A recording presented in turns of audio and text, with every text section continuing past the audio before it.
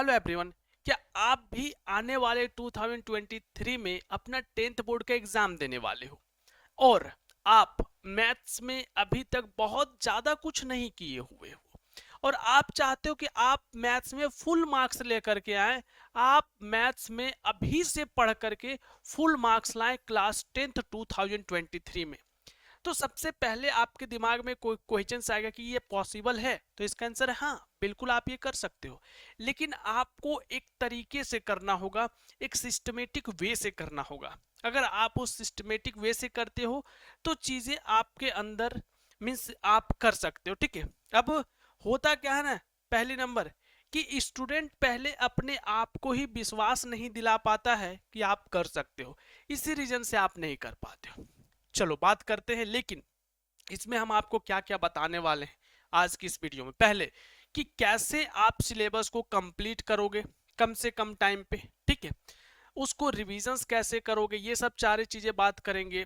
और कौन कौन से मिस्टेक आपको नहीं करने चाहिए, जो जनरली स्टूडेंट मिस्टेक करते हैं वो मिस्टेक आपको नहीं करने हैं। तो वीडियो के लास्ट में वो सारे मिस्टेक भी हम आपको बताएंगे कि ये सब मिस्टेक से आप जरूर बचें। ठीक है, चलो तो हम बात करते हैं। सबसे पहले आपको हम 4 मंथ का प्लान बता रहे हैं। कितने मंथ का? 4 मंथ का। ठीक है, 4 मंथ।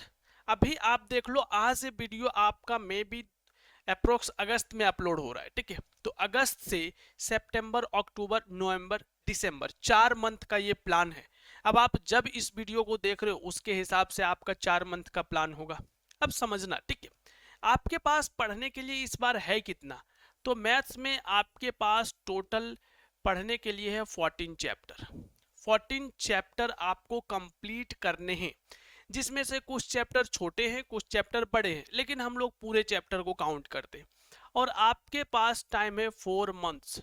कितने टाइम है? 4 मंथ्स।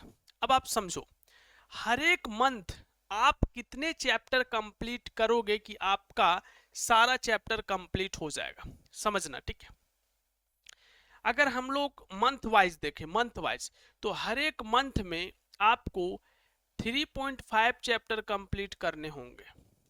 देख लो, हर एक मंथ आपको 3.5 चैप्टर कंप्लीट करने होंगे, क्योंकि आपके पास 14 चैप्टर है और आपके पास मंथ 4 हैं। तो 3.5 3.5 3.5 3.5 करोगे तो कंप्लीट हो जाएगा, मीन्स 3.5 चैप्टर। अब समझो, हर एक मंथ इतना करना है। अगर आप इसको वीकली करते हो तो वीकली में हर एक वीक आपका एक चैप्टर करना पड़ेगा, उससे भी थोड़ा कम, क्योंकि एक मंथ में आपके पास 4 वीक होते हैं और इस 4 वीक में आपको 3.5 ही चैप्टर करना है। तो हर एक वीक अगर आप एक चैप्टर भी कंप्लीट करते हो तब भी आपके पास कुछ टाइम बच जाएंगे रिविजन्स करने के लिए।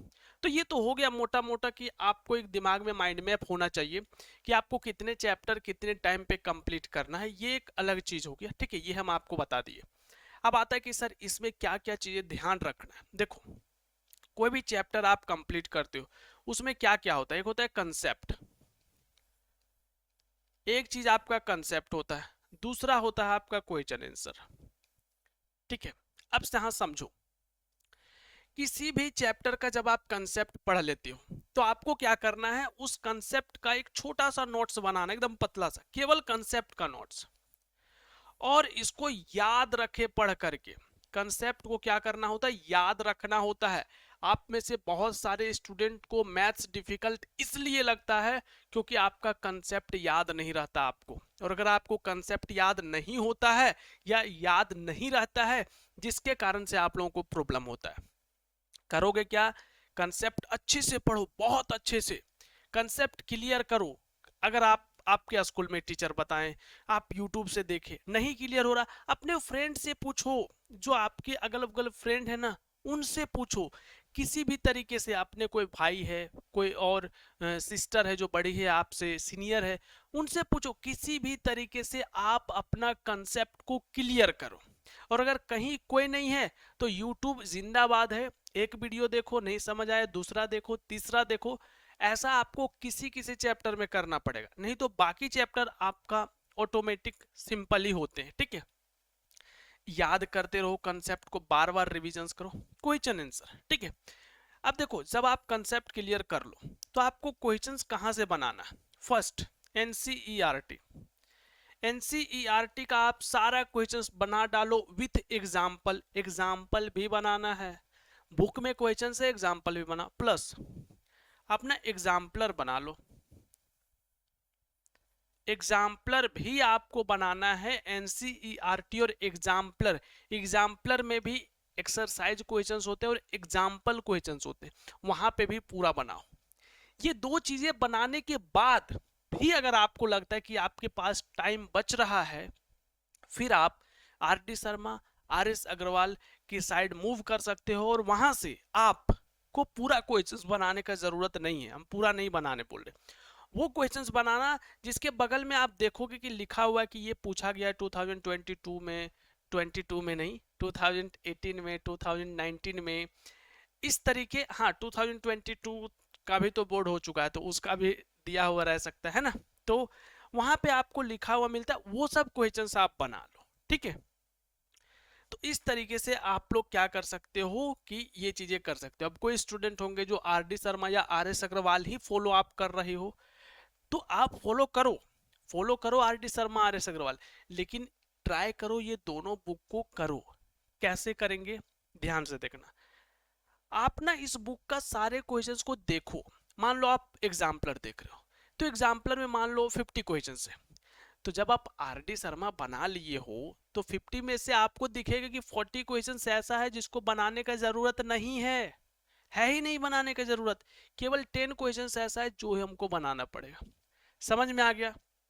तो आप ऐसे कर सकते हो, और टाइम बचता है तो आपको R D Sharma, R S Agarwal जो इसको फॉलो कर रहे हो, ये दो चीजें तो हो गया। अब तीसरा आता है रिविजन्स। ठीक है ना? अब रिवीजन दो तरीके से होता है। एक होता है कंसेप्ट रिवीजन, तो हम आपको बता दिए कि कंसेप्ट को आप जितना बार कर सको रिवीजन्स करते रहो। दूसरा आता है क्वेश्चंस रिवीजन्स, क्वेश्चंस को प्रैक्टिस करना होता है। ये कितना करें, देखो आप ना minimum per day 10 questions every day आप रिवीजन्स करो। एवरी डे 10 क्वेश्चंस, जो चैप्टर आप कंप्लीट कर चुके हो वहां से रिवीजन्स करो। अब यहाँ पे गलती क्या करते हैं स्टूडेंट, रिवीजन्स करेंगे एकदम सीरियल वाइज। भाई सीरियल वाइज क्यों करना? हम्म, आपको क्या करना है, मतलब एक बार पूरा बुक बनाए फिर से एक पूरा बार बुक बनाना है? नहीं भाई, वैसे नहीं किया जाता है। रिवीजन्स में ना आपको, मान लो आप क्वेश्चंस 1 बनाए और आपको लग रहा है कि 2 और 3 सिमिलर है, तो भाई इसको नहीं बनाएंगे ना, फिर क्वेश्चंस 4 बनाएंगे। ऐसा थोड़ी कि सिमिलर बना रहे पूरा, अगर पूरा बनाओगे तो फिर उतना ही टाइम लगेगा भाई। तो उतना नहीं करना है आपको, क्या करना है, क्वेश्चंस स्किप करना है। ठीक है, और स्किप कर करके आपको रिविजन्स करना है ताकि जल्दी कंप्लीट हो। और 10 केवल नाम का मत पूरा करना, हाँ 10 पूरा कर लिए, अच्छा अच्छा क्वेश्चन 10 बना हुआ होना चाहिए। ठीक है, क्योंकि इजी क्वेश्चंस आप बना करके कुछ नया नहीं कर रहे हो, इजी तो आपसे ऐसे भी बनता, तो रिविजन्स किया जाता है उस क्वेश्चंस को जो आपसे नहीं बन सकता या नहीं बनता है जनरली, उसको आप रिविजन्स करोगे। यहाँ तक तो चीजें हो गया कि कैसे आप कंप्लीट करोगे। फोकस ज्यादा आप करना कंसेप्ट पे, फिर क्वेश्चंस यहाँ पे, और ये रिविजन्स। और जब एक बार आपका ये सारा चीजें अप्रोक्स 4 मंथ में कंप्लीट हो जाएगा, उसके बाद आप सैंपल पेपर प्रैक्टिस करोगे। सीबीएसई भी रिलीज करेगा और जो मार्केट में आएगा सैंपल पेपर हम बता देंगे आपको उसको भी आप रिविजन्स करोगे। यहाँ तक सारे चीजें हो गया। अब बात करते हैं कुछ मिस्टेक का जो स्टूडेंट जनरली करते हैं। किस टाइप का मिस्टेक्स होते हैं? पहला पहला ये कि कंसेप्ट पे फोकस ना करना, कंसेप्ट पे फोकस ना करना, या फिर इसको याद ना करना। चैप्टर पढ़ करके भूल गए, बस चैप्टर पढ़ गए और फिर भूल ही गए कि वो चैप्टर पढ़े भी थे, वो गया, टाटा बाय बाय, कहीं नहीं रहने वाला। ऐसा होता है स्टूडेंट के साथ। दूसरा, ये जो अभी हम 10 क्वेश्चंस बोले ना एवरीडे प्रीवियस प्रैक्टिस करने का, ये बहुत सारे स्टूडेंट नहीं करेंगे, मेरे बोलने के बाद भी नहीं करेंगे। और बाद में क्या होता है, होता क्या है, एक चैप्टर पढ़े, दूसरा पढ़े, तीसरा पढ़े, तब तक पहला उधर से निकल के चला गया, जब तक चौथा पढ़े तब तक दूसरा निकल के चला गया, उसको कोई मतलब नहीं। आप उस चैप्टर को अटेंशन दे ही नहीं हो यार। वो सोच रहा है मेरा कोई इज्जत है ही नहीं, हमको बस पढ़ लिया, हमको छोड़ दिया ऐसा ही। वो क्यों रुकेगा? आपके सामने, आपके पास कोई क्यों रुकेगा? उसको इज्जत तो दो। अब आपके घर में कोई कोई गेस्ट आया, शुरू में आप उसको पूरा खातिरदारी किए, उसके बाद बस छोड़ दिए, जहां पड़ा है पड़ा रहो। 2 दिन बाद भाग के चल जाएगा, कहेगा मेरा इज्जत कम हो गया। उसी तरह होता है। आप एक चैप्टर को पढ़े, उसमें बहुत अच्छे से पढ़े, बहुत अच्छे से पढ़े, लेकिन अब उसको आप ध्यान नहीं दे रहे हो, उसको अटेंशन नहीं दे रहे हो, भाई नहीं रुकेगा वो आपके पास, वो चला जाएगा।